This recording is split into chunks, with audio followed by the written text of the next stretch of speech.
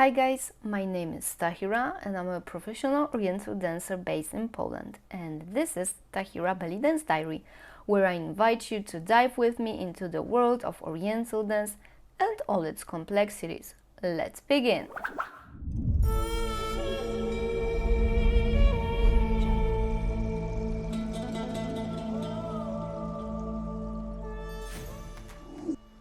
Hi, welcome to the new episode of Tahira Belly Dance Diary. This will be another out of ordinary episode, and I say another because last time I did the behind the scenes thing, and if you haven't seen this episode, click the link that I will put as usual in the top right corner and you can see what the last episode was about.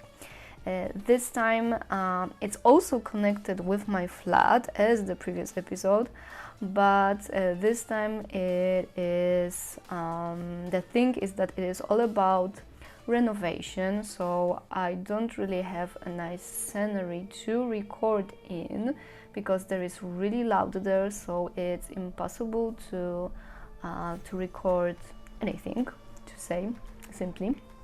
And I've decided not to skip 1 week because of the renovation, so here it is, next episode, but this time you will have a chance to listen to me, and I will of course put some graphics in the video. So I will try my best to make this episode not boring visually. And with that being said, let's move on to the proper part of our today's episode. Oh, and by the way, if you will hear some strange sounds in the background, it will be probably my dog having a lot of fun. When it comes to dance, you cannot deny that our bodies are our working tools. Think about it. When you're a taxi driver, you take care after your car, you repair it, clean it and keep it in a good condition on a daily basis. When you're a dancer, you take care after your skin, make nice makeup and wear beautiful costumes. Oh wait, I think I forgot about something. Oh yes, I forgot about everything that is beneath the makeup and the costume. As dancers, we should be aware how important it is to keep our bodies and brains in a good condition. And we tend to forget about it. Today, I want to share with you briefly some of the habits which I consider very important and which I myself cultivate in my day-to-day life. So, let's start with 5 ways to improve your overall body efficiency.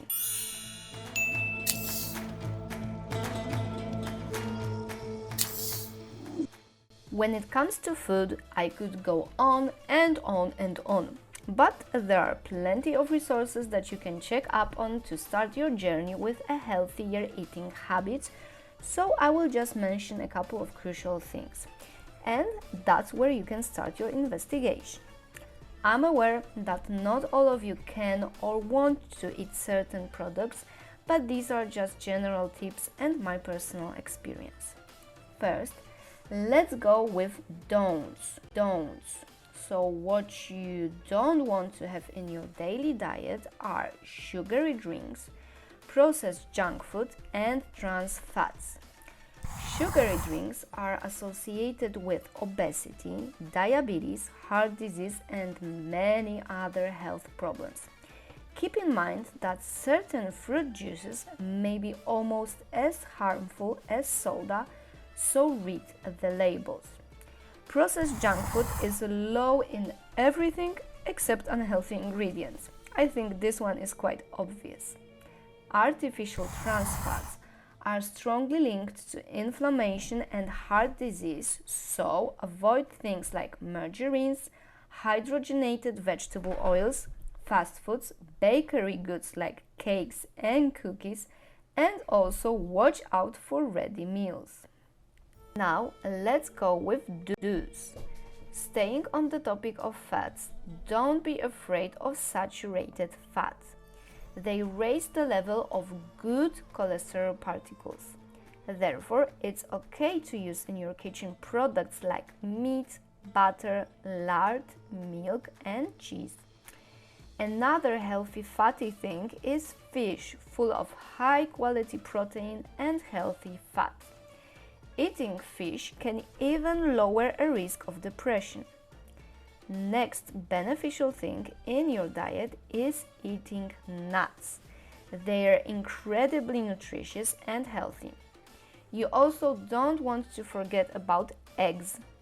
Whole eggs are one of the most nutritious foods on the whole planet. The yolk contains almost all of the healthy compounds necessary for the proper functioning of our body.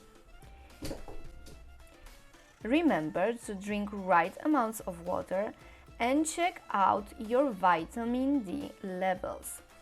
Deficit of this vitamin can be responsible for a whole range of health problems, and some of them are even difficult to link to vitamin deficiency.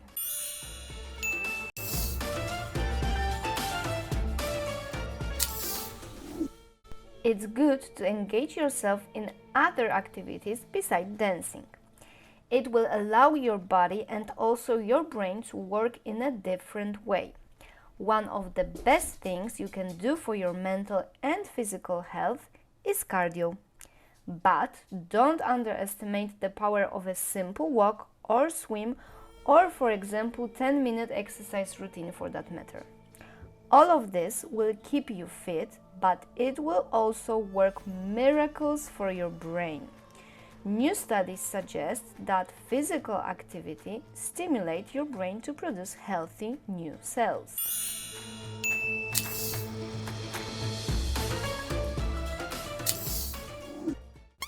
You can say what you want about 4-hour sleep routine not affecting you, but it's not true. Almost all of us need more or less 7 to 9 hours of quality sleep, and it's pure science. You may not feel the effects of lack of sleep right now, but you are bound to feel them in the future. During sleep, brain clears out toxins, internal organs are regenerating, and a whole bunch of processes take place in order to keep us in a good health. During festivals, it's almost impossible to have a proper rest, and that's why it's twice as important to do it in between the festival weekends.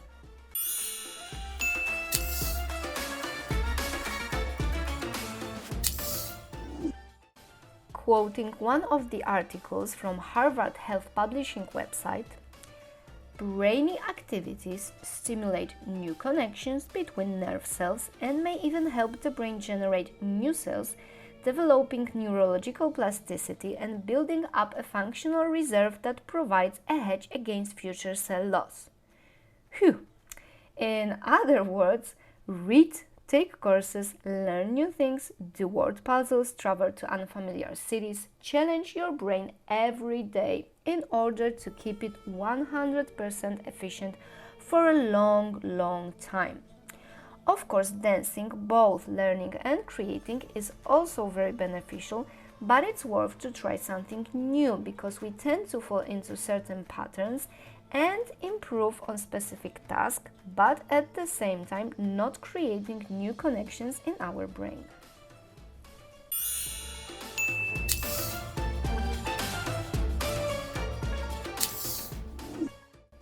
Be social, and I mean it in a real life sense, not in a social media sense.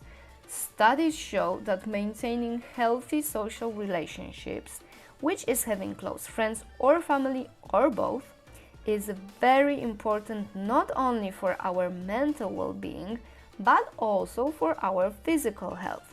Strong social ties are associated with a lower risk of dementia, as well as lower blood pressure and longer life expectancy. So next time you go on a festival, just make some friends. And of course, don't forget about those regular, non-glitter ones that are there for you every single non-festival day. And that's all. Of course, there's much more to say about each of the above mentioned points and about staying physically and mentally healthy, but I have to stop at some point. If you want me to elaborate of any of these habits, let me know in the comment section down below. And if you like this episode, give me thumbs up and hit that subscribe button down below so you won't miss new episodes from this and other series on my YouTube channel. And if you want to dance with me and learn from me, feel free to do so online, both in Polish and in English. In Polish in my Belly Dance online school, and in English on my UDance online profile. And I know that I've promised to release new tutorials in English in the second half of May. I had a bit of delay, but it will be there in this week, at the end of this week. So check out my UDance online profile, and all the links are down below in the description box. And also, I encourage you to follow my social media accounts, my Instagram and Facebook account, where I post a lot of things connected with my daily Oriental dance life.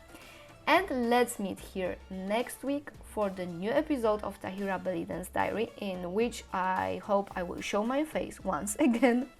See you soon. Thank you very much for your time. Bye!